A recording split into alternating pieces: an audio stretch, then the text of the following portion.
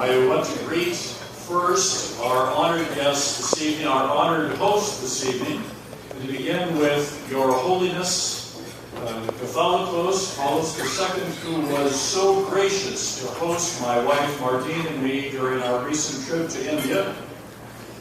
For Your Grace, Bishop Barnabas, who has been the esteemed Theramini here in this diocese for the last 19 years.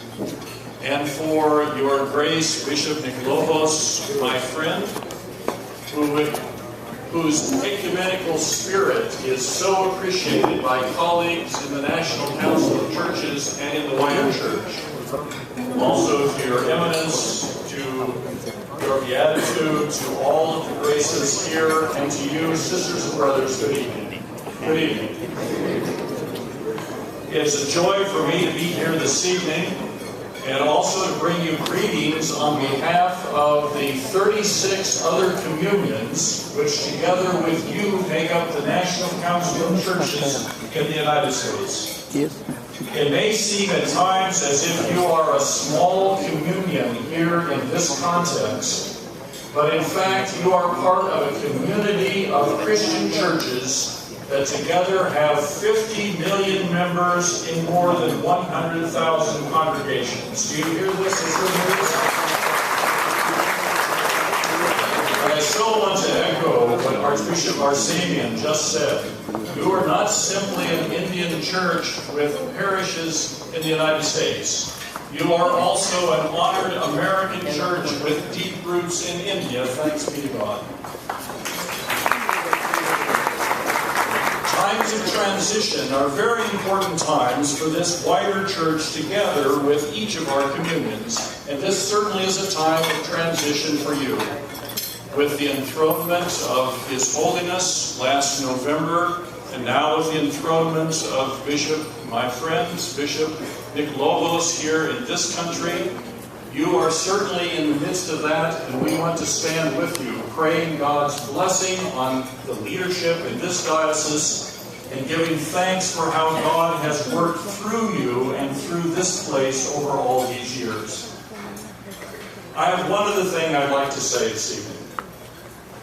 Someone looking at the National Council and even at us from the outside might say, those people are very different.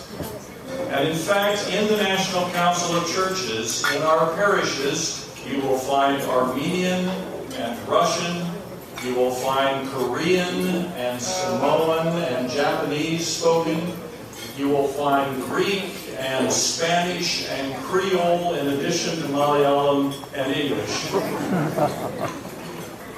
To use my own self as an example, I am a Protestant Christian whose ancestors came from Scotland more than 300 years ago. I may be the only one in the room who can say that. And yet, I dare to say to you, we are related to one another by blood. Not ours, but Christ's. The letter to the Ephesians says, He is our peace, who has made us one and broken down the dividing wall of hostility. And as a sign of that unity which we have in Christ this evening, I would like to offer a small gift to each of our three honored leaders. I have on this evening the cross which was given to me when I became General Secretary of the National Council. Actually, the one I usually wear is in silver. But we've had now 4 of these made in wood. They're made out of cherry, myrtle, and olive wood. It's the symbol drawn from the World Council of Churches with the cross of Christ located in the world, but also representing the ecumenical ship on the waves of the sea. And we've had those made for each of our 3 leaders this evening, and I'd like to present them as a sign of our unity in Jesus Christ.